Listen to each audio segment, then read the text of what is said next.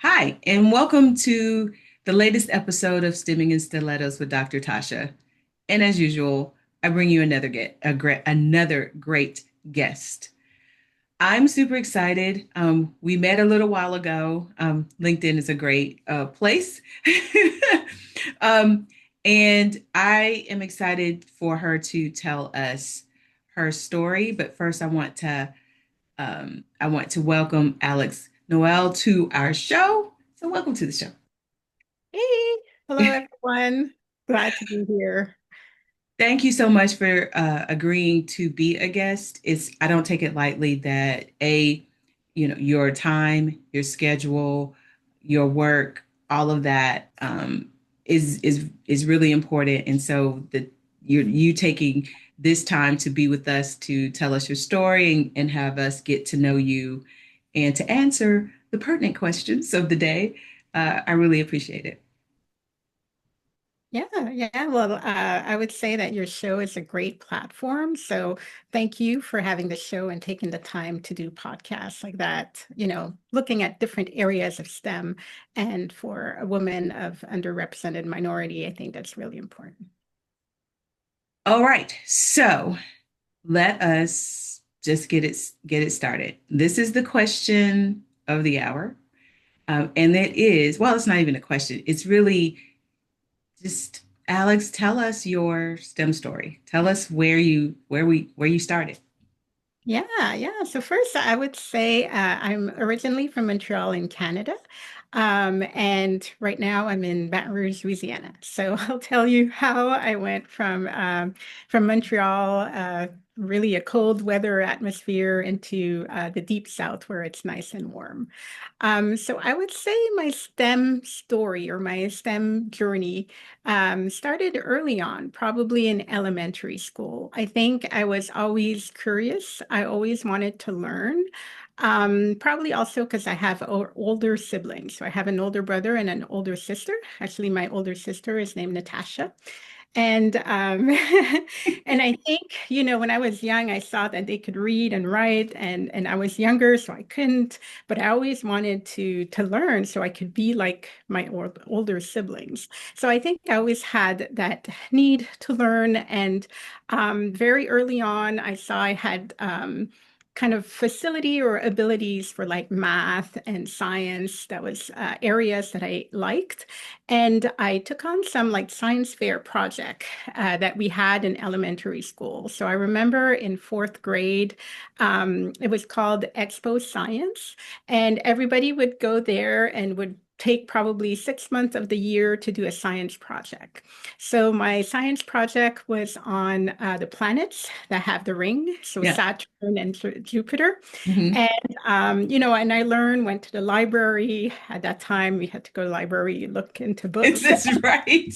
Oh, and take notes on paper.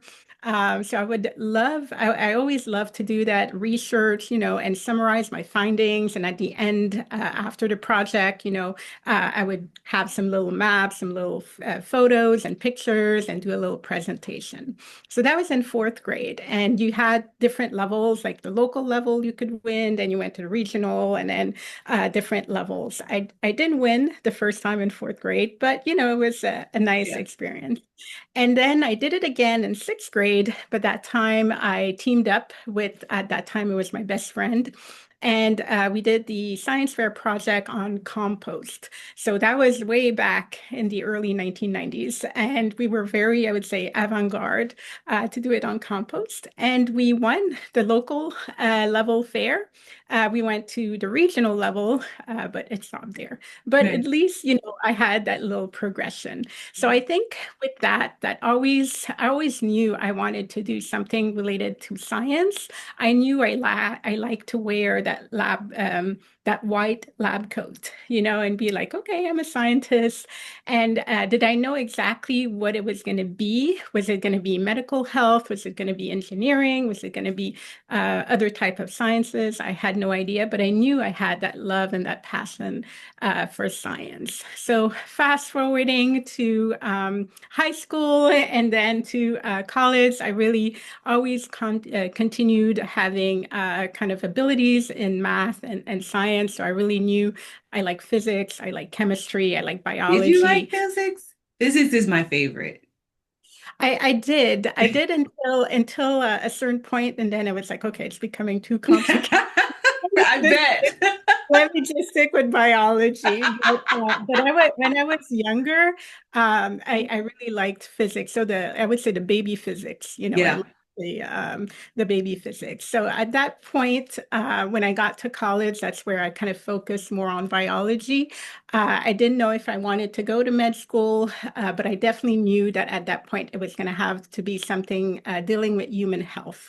That was Mm, something that drove me forward with questions that I wanted to ask and curiosity that I had.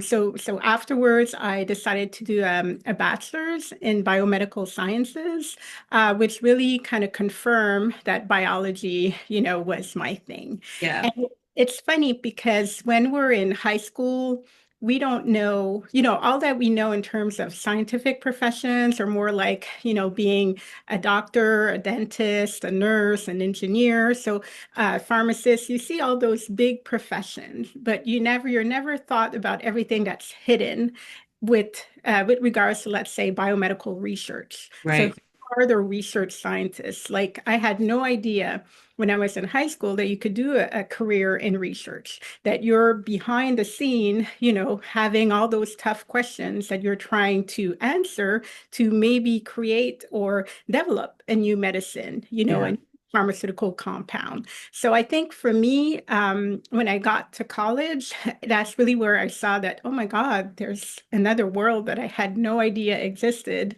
And that had to do with science research, more of the basic health research. And so it's at that time that I got interested in research, and I decided to pursue a master's degree in toxicology, because that was when I had those toxicology class in my bachelor's degree. I really appreciated. I still thought it was like, it's interesting because it's a bit interdisciplinary. Yeah. You do use chemistry, a bit of, physics, a lot of biology, but it's really an interdisciplinary area. So when I decided to move to do a master in that, I wasn't sure, but then I realized, oh, I really like it. This is for me.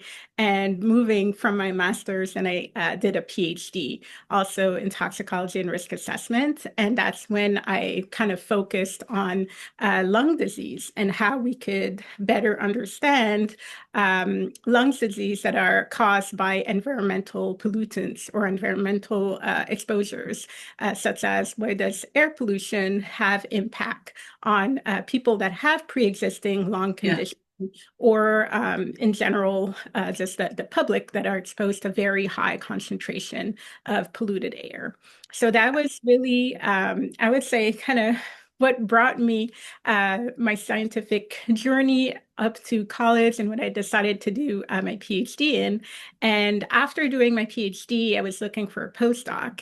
And that's where I did find the opportunity in Baton Rouge, Louisiana, at Louisiana State University. And that's how, You got there. Yeah. yes, 13 years ago already. So, Wow. yeah, Okay. So I have questions. yeah, I have yeah. questions. Um, okay, so just a general question for those people who are listening who, have heard the term biomedical, bio whatever, right? But explain to people what it is, what it is, because I think right now these terms are out there. I don't know if people actually understand or know exactly what it is.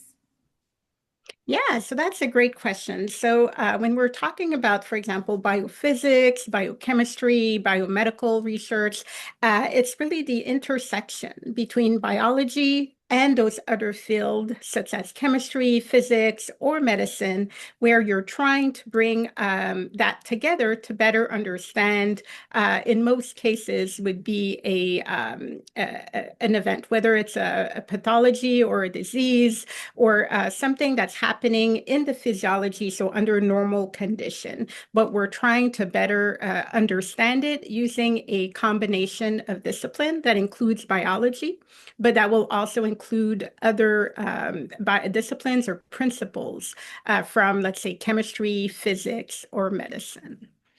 I love that. And thank you for explaining it because, again, I think there's just this large, I don't know what the term is, but there, people think they know what it is, in other words, but I don't know if they really is. Yeah, yeah. So it's like biology, but with a bit of, medical application or I biology actually really think with that's some, applications. yeah, I think it's smart. Um, I, yeah, I just think it's smart. So I'll just leave that there. Okay. So once you got to college, that was when you first said, you know what? Not this, but that. And then when you were going to your into your master's degree, you said toxicology. Okay, so explain toxicology, and then I'm trying to follow your path from toxicology to studying lung disease, right? So I'm I don't get it. Help me.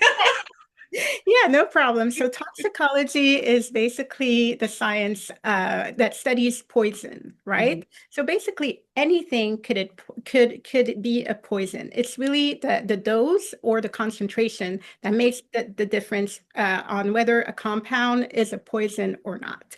And Okay. toxicology is simply the science of poison. So we're studying poison. It could be, for instance, if you take too much of a medication, you will have side effects, Yeah. right? So Yeah. you'll have toxicity. So toxicology is studying, why do you see those toxic effects and what are those toxic effects that we could anticipate when you're exposed to a specific compound. Okay. Wait, So wait. So I got a question. yeah, So is it that because everybody has their own body physiology, right? So like what might be a dosage for me might do nothing, but a dosage for you might be over the top. And so when you are studying, I mean, any of the things that you're studying, actually, how important is it to know, and this is actually information for anybody, to know and understand like your body chemistry, your body makeup, the physiological whatever elements of yourself, especially as it relates to things that you're ingesting and putting into your body. yeah, exactly. So that's really important, and everybody's going to be different, like you Mhm. said. So not everybody has the same susceptibility to a compound. You have individuals that are like hypersensitive, so Yeah. a little will make them react a lot, and you have the individuals that are at the other other side of the spectrum, where they need a lot to actually see an effect. But normally, the majority of the individual will be kind of in the middle. But there is hyper sensitive and people that are almost non-sensitive to compounds. So we have to take that variability into consideration. So that's also an important point of toxicology. But when we're talking about a toxic compound, we could talk about anything, Mhm. right? So any household products that you have, for example, bleach, right? You would have a bottle of bleach at the house. Well, we all know that bleach is beneficial when you need to let's say, clean a bathroom, disinfect. But if you ingest it, it could cause harm. So to know what are the effects of bleach on, let's say, a biological organism, and how to treat them if also there is a possible treatment. So toxicology touches every day of our lives because all the products that we come in contact with, daily household products, even like I said, products that you could find in your kitchen, that you can find in your cleaning area, your makeup, right? If I Oh, put lipstick on, yeah. are there metals in that makeup? Do they have a bit of copper? Even I did my PhD on titanium dioxide, and one time I was looking, but I did it with inhalation. I was Mhm. looking at, I think it was a salad dressing, and it said, ingredient titanium dioxide on it. So Whoa, really? Yeah, so little things like Wow. that you wouldn't think, but toxicology, it comes to everything that we human come in contact with. So we know to some extent what are the effects because we're looking at way, way back. So toxicology is a really old science because even human being, when they first started to exist, they had to know, oh, that plant, I can't eat it because if I Yeah. eat it, something adverse is gonna occur. They didn't understand all the science behind it, but they knew. So toxicology is very an old science that takes into consideration everything that we could be exposed to and how that could impact organism. Whether it's human being, it could be pets, Yeah. just like it could be the environment too. It could Yeah. have an impact on the environment. So, okay, average Joe person, what basic information should they know about, I guess, themselves, um, they could actually help inform a doctor or whomever else is that they come in contact with? Yeah, so obviously your environment, right? Mhm. So like you mentioned, how did I go from studying toxicology to studying lung disease, right? If Mhm. you live in a very polluted area, you will. So there's some region, for example, they have more particulate matter in the air, or sometimes Yeah. you'll get notification on your cell phone, let's say by a bad ozone day, or how high particulate day. So that tells you that the air quality is not so good. For instance, if you have pre-existing conditions such as asthma and you live in those areas, then you would know, let's say you go and see the doctor, something that you could say will be, well, I have this pre-existing condition and then I've been exposed in the outdoor environment to, high level of, let's say, ozone these past days or something like that. So that could help understand, uh,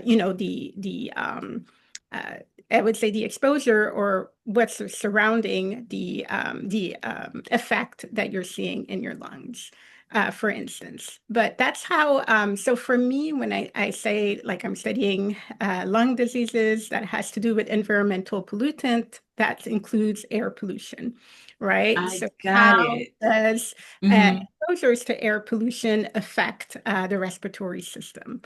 So different type of questions that we have regarding that. I also did in the past studies on, for instance, secondhand smoke. If you're Hmm. exposed to secondhand smoke, how does that affect the lungs, but also of those bystanders? So it could be children too that are exposed to secondhand smoke. So how does that impact the health So, of? so this has me wondering about like some studies that had come out before when they were talking like on, do you remember the commercials that used to come on TV that literally were talking about the hazards of cigarettes and then secondhand smoke? Um, we might be dating ourselves. I know, I know. We probably are. We probably are dating ourselves when I say that. But I just recall them being so good and informative for like that, I don't know, 20, 30 seconds of whenever they were on TV, because there was such a push. There used to be cigarette commercials on TV, where they were basically pushing all that stuff. Now it's vaping, now it's, and then it's, flavored and sugared and all this other stuff. Right. So can see I can see the value of your work. We need more of that conversation because I think I want to say everybody knows, but that may not be true. That there's a danger to smoking cigarettes or even vaping. Um, and if you can explain to people what happens when you vape, because a lot of people just don't know and they just think it's not like harmless, whatever. But the other part of that is when you're talking about these pollutants that have a direct effect on our natural body, I think people should be paying attention to that, right? Because and then another question I have is, are you studying the difference between what I'm going to call natural pollutants and those that we put into the air? So, for example, if we're talking about air pollution, it'll Mhm. be air pollution in general. So, Okay. quality of the air. So we're talking about the particulates that are in that air pollution. So that would be we wouldn't necessarily differentiate whether it comes from a volcano and an eruption, or if it's just due to emission from different industry, or if it's diesel exhaust, exhaust from cars or different things. So it's hard to distinguish the source Got for it. Got it. Okay. or like air pollution, right? Because Mhm. it's a mixture that we're exposed to. Yeah, the Okay. word mixture is makes it more challenging to also study because it is a mixture. Yeah, that kind of makes me sad. No, but we do have a lot of studies that are ongoing with air pollution, like in general, trying to understand what really is driving the effects that we see, and then how could we also prevent it, or how could we treat it? So it's nice to know what happens, but then Hmm. once we know what happens, we could also find a way to either prevent, that adverse effect to show up, or to treat it, if there's a possibility. So all that requires research, and I think that's why we need to put some time and effort researching those big questions. Yeah, I agree. You see me kind of nerding out now. Okay. It's like I'm totally fascinated. Okay, so another question for you is, so there's been sort of, just give me your thoughts on this. I'm trying to phrase it correctly, but I'm going to say it like I want to say it.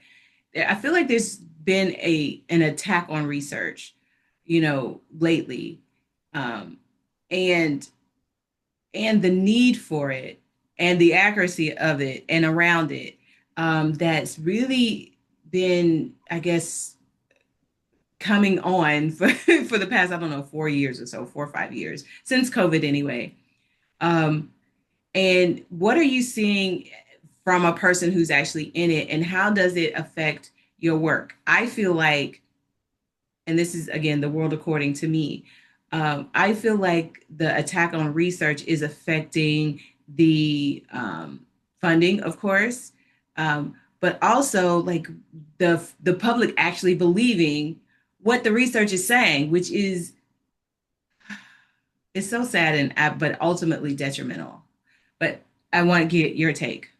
Yeah, no, I totally agree. I think science right now, research and science have seen challenging times. I would say COVID was something, but I would say the past year was very also hard uh, Hmm. on science and research. And I think something that I've seen happen in the past 12 months is improving communication with the public. Right. Hmm. I think scientists in general, and you probably see it, we communicate very well among each other, right? So, Hmm. so scientific communication, I think that's always not been an issue. It's more the layman communication with the general public, right? Making understand, or how could we make the general public understand what we're doing and why it's important, why it matters on their lives. And I think so that's something that we haven't necessarily been the best at. And Hmm. in the past 12 months, I've seen a lot of work being done in that area. For example, I know my institution, they were like putting up flyers about, the research that we did here and how it impacted, their daily lives. Yeah. Like I do research on smoking and also vaping. So they were trying to, I'll say, okay, how can we put the research in layman term to make people understand, what's beneficial for them about doing research, on vaping or on any other area. And Oh, I can think, we talk about vaping? Can you give us your, your thoughts, your spiel on vaping, like what it is, what is it, what is in it, and what it actually does to a person who is vaping on the regular?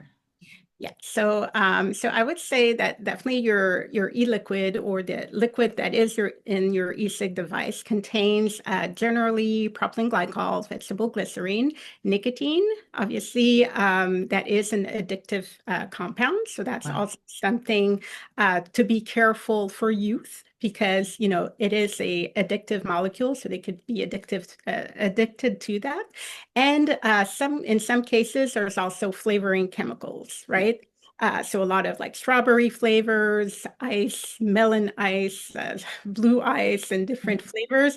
And I think that was also something to kind of make it more attractive for youth, or more attractive in general. So those are the base ingredient that you'll find in the e-liquid. And what the e-cig device does is it use heat to generate the vapor or the aerosol from that e-liquid. So that e-liquid is going to be heated, and that's what you're going to be inhaling is the vapor or the aerosol. And when it heats at the temperature at which it heats, you're going to have byproducts that is going to happen due to the heating process. And those byproducts includes adverse compounds, such as, for instance, acetaldehyde, formaldehyde. So in addition to the main e-liquid ingredient that we talked about, you're also inhaling a bit of those byproducts. And in general, your lungs, they're made to breathe fresh air, right? They're made to breathe air. But you're inhaling other substances, including, nicotine, the byproducts, as well as the flavoring chemicals. Wow. And your lungs were not necessarily made to breathe that. So obviously, if you do vape on the long term. There's still research that's ongoing, but you could see some adverse effects. So there are studies that are showing that people will have an effect on their lung function if they vape for a long period of time. Also, a lot of cardiovascular effects have also been shown in people that vape on the regular. So it's still new compared to cigarettes, right? Yeah. Cigarettes, we're talking about 50 plus years of research. And for vaping, we're talking about 15 years. So Yeah. it's still pretty new, but we still have studies that are showing that there could be some adverse effect on the respiratory system as well as the cardiovascular system. Wow.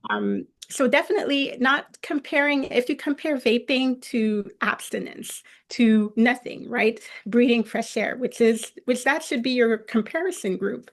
You would see that vaping is not harmless. But obviously, a lot of individual, when they're going to think about vaping, they're going to compare it to cigarette smoking, Yeah. right? And obviously, you're comparing something to something that's really bad. Well, the thing that's in the middle doesn't seem as Seem as bad. bad. Yeah, but you Got have it. to compare it to abstinence or to, not doing anything, not inhaling any tobacco products, and then you'll see that vaping is not harmless. Hmm.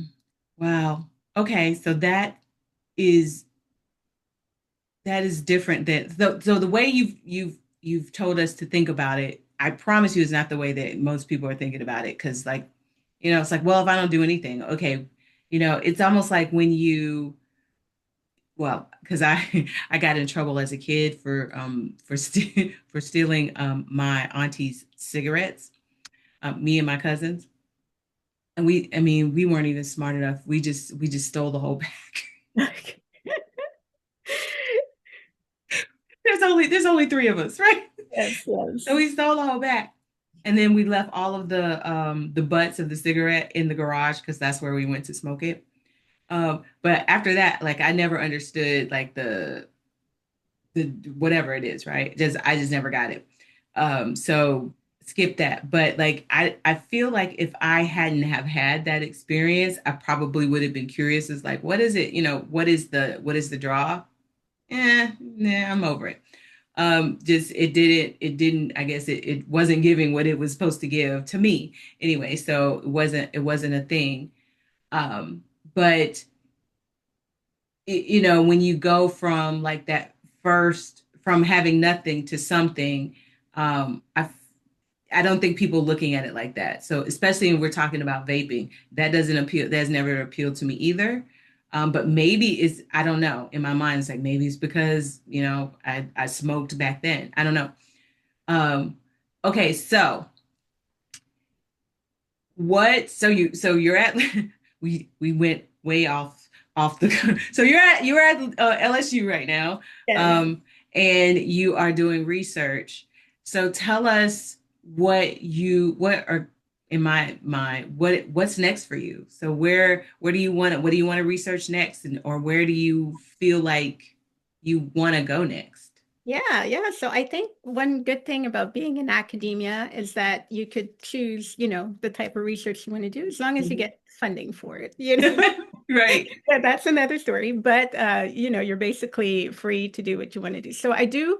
So I would say my main focus of research interest is lung disease, like I said, related to environmental pollutant. And for me, another environmental pollutant that is up and coming right now that we hear a lot about is microplastics. So I don't know Yeah. if you've heard, yeah, so nano and microplastic. Yes. There is a tiny, small amount that you could find in the air. So obviously, for me, I'll be more inhalation. Ingestion is definitely a big route of exposure for nano and microplastic. But the human body, or we still interact.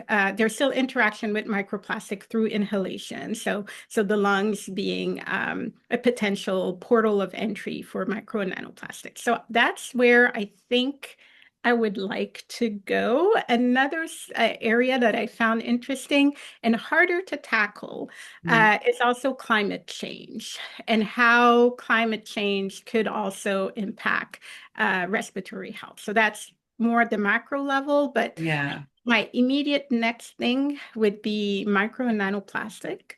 And then maybe bigger theme, I think climate change is also something that I'd like to investigate more because I think it's something that is also of interest and timely right now as well. I am super stoked for you. Both of them sound very exciting. And I mean, yes, exciting, but I mean in the way in which like what could happen, what has the potential to happen as a result of your research. Um, so for people who again are unaware, tell them about nanoplastics and micro, because I don't think they know. And so I Yeah. really want to make sure that when we have the chance, we tell them. Yeah, yeah, yeah. So a lot of things around us, same thing like our daily, objects that we interact with are made with plastics. Hmm. And a lot of time you could have a small amount of plastics that will leach. You also have, clothing sometime that you could have if it's different type of tissue. It could be also like plastic based. So definitely you'll hear more of micro and nanoplastic when it comes to the environment, right? If you're thinking about the ocean or a body of waters and you would see, plastic bottles floating and everything.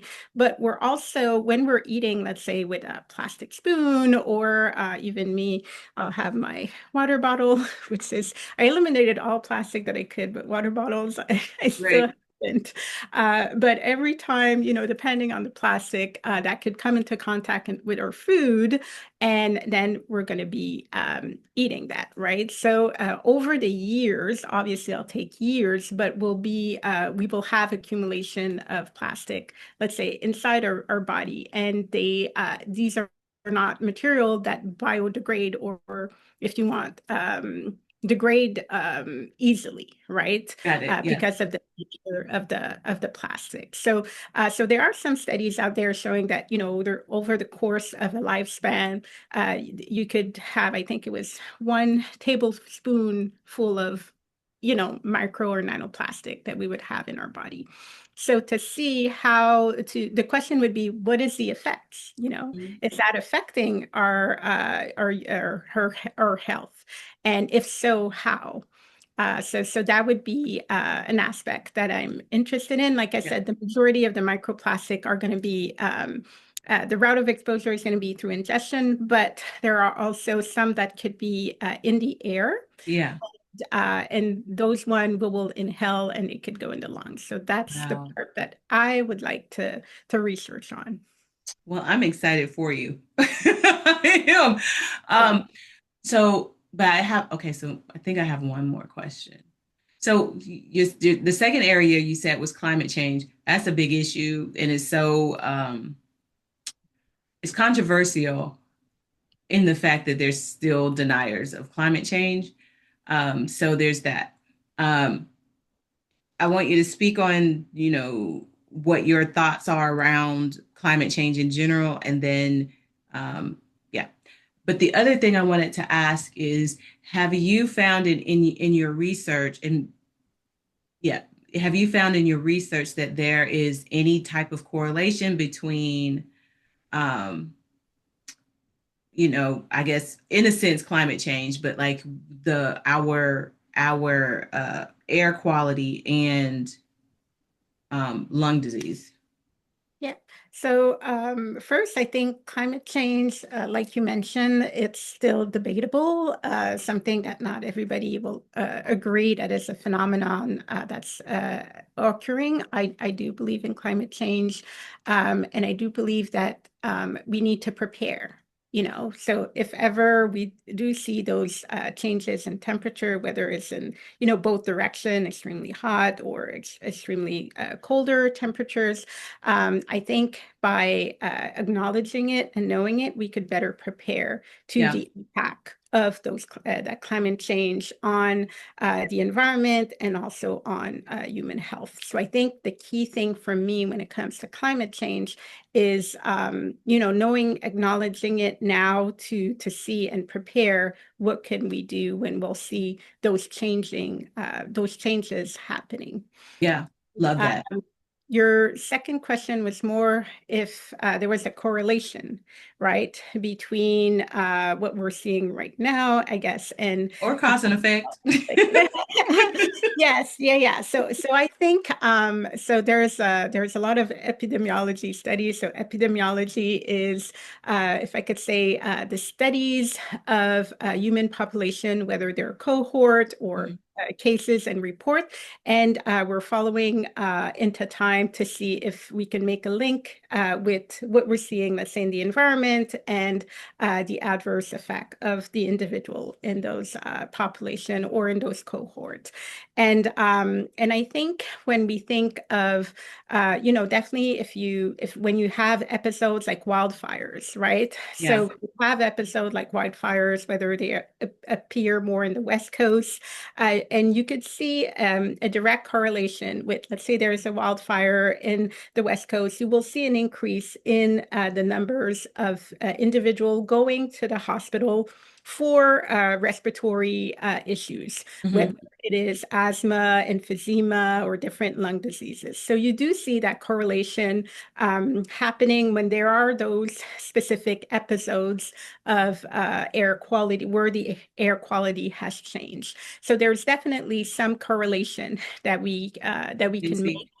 Yes, and I think when we see fires, whether they're in Canada too, sometimes the wildfires are in Canada, but the smoke, will transport and will travel all the way to the United States in specific cities. And then you could see also the effects in those cities with individual living there, probably mostly the ones with pre-existing lung diseases. But Wow. there is definitely a correlation where we see those events happening with air quality, air pollution, and then the number of people that require medical attention or things like that. So definitely, and that's epidemiology studies that will make those link, but there's definitely correlation that we can make with what's happening with the environment in the air and what we're seeing, with the populations that are exposed.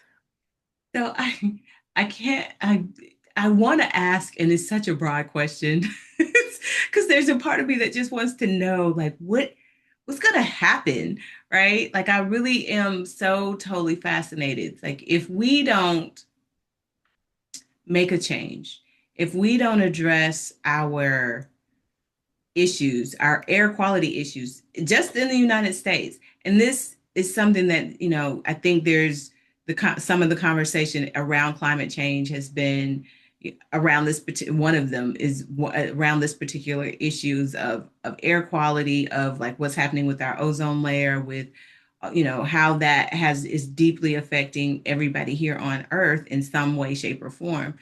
I'm sitting here thinking about breathing. good air in a sense, and just how important it is, and then how I think we just take it for granted. Um, Yeah, yeah, no, yeah, I agree. And I think, there are some regulations, we have some exposure limits for certain type of contaminant that we find in the air because we know that, being exposed to too much of that could not be good for your health. So yeah, there is that. There's the US EPA that are, has threshold and monitor, a certain type of pollutants. So there is that, but I think we still have questions, right? yeah. So that's where we still need research. Sometimes we do need to lower those standards, right? So if we look at a certain type of particles that we had in the air over the years, you could see that the permissible exposure limit, so the limit that the EPA allowed over the year, it went lower and lower. And why did it decrease? Because with research, we also knew like, oh, okay, well, we thought that that level was safe. And then we're looking back 10 years later and we're saying, oh, I think we need to, decrease it a bit based on new evidence that we have. Yeah. So I think that research, helps fill in that gaps. It helps regulation. It helps regulatory agencies to set those limits and to adjust those limits over the years as there are some changes or new research data that emerge to support, a lower value. I love that. I love that you are literally showcasing and highlighting for us the importance of having good, solid, sound research and what it has the potential to do for us right now and in the future. I I love that. I Yeah. love that. Yeah. Okay, so if people are looking for you, where, like, what's coming up next for you? Where can people find you? And any other thing that you have going on that you want to tell us about? Yeah, well, definitely LinkedIn. If you, want to follow me, want to send me a message on LinkedIn. So I'll be Alexandra Noel, PhD. And if you put Louisiana State University, you should be able to find me easily on LinkedIn. So I think that would be it. So if you ever are in science meeting, for example, I'm part of the Society of Toxicology. And we do have annual and regional meetings every year. So if ever you're looking at the podcast, watching the podcast, and you're a toxicologist, or even, an undergrad or something, a graduate student, just reach out to me. I'm always at the annual meetings. So that would be a way of also linking up in person or other things. So yeah, in general, social media, and I think that would be the best way to reach out to me. Okay, you guys, so you heard it here first. We're gonna have her LinkedIn. We're gonna put it in the show notes. So if you're looking to get in contact um, with Noel, with Alex, sorry, you will need to look at the show notes. So I tell everybody on every single show they should look at the show notes. So because that is where you'll find all of the contact information. That is where you'll find a brief bio on her. That is where you'll find a summary of the episode. Um, there's lots of good, rich information in the show notes. So read them. Okay. So last question. And it is the question that we ask every single person on every single show. And it is, if you could travel back through time and talk to that young you, what advice would you give her and why? Okay, great question. I think for that, I would give as an advice to myself way back in the days, not to be afraid of failure, to embrace failure because it's not a failure per se, but it's an opportunity to learn. And it's an op from there, you will grow. And I think with that mindset, it helps you go through the tough times that we could, during our journey, whether we're doing science or anything else. I think to see failure as a learning opportunity and to focus on perseverance and determination. For anybody who went through a PhD, I think they will know you need perseverance and determination.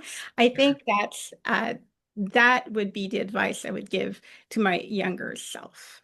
Another thing I would add is also choose your mentors wisely, because I think mentors can make a huge difference, when it comes to how you navigate those roadblocks. Yeah.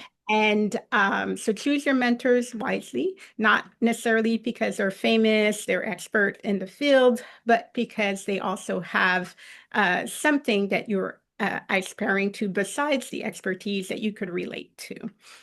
So I think that would be like the two things I would tell myself if I could go back in time. Uh, I would, just kind of a reminder to see all those failures as learning opportunity and to don't think you could do it alone, to have mentors along the way to help you. I love this advice. I think, yeah, I've got no notes. It's great. It's great. Okay, I want to thank you so much for agreeing again to be a guest on the show. I want to say I think that you have provided so much information to the Stimming and Stilettos community, and there. I hope that this is one of those episodes that they tell a friend to tell a friend to tell a friend about, because I just know that the information you've given is information that they didn't know, but they need to know, and now they do know, so they can't unknow. So, so that is my hope and my prayer for this episode. You've been a wonderful, wonderful guest. Yeah, well, thank you for having me. I do want to say that when I saw the stiletto I was like, this is so me. Anybody will tell you that they know me because of my shoes too. And even though Yes. I'm a scientist and work in the lab, I always like to wear my heels. So thank you for putting this out there that we could be scientists and still wear heels and be And standing in stilettos. Thank you so much. When I saw the absolutely. ad, I was like, I finally feel represented. We do exist. Yes, Yes, trust me, I love a good heel. Okay. You yes, should see my yes, closet. My husband is like, but why? yeah. Okay. So But thank you so much. yeah, thank All you. right, you guys. That concludes, or this concludes today's episode of Stimming and Stilettos. Phew, man, I'm leaving here so well informed. I don't even have words. But I am super excited to see where Dr. Noel goes with her research, because I know it's going to benefit us in the long run. And so as I end this episode and as I end every episode, please, you guys, be well and keep yourselves safe.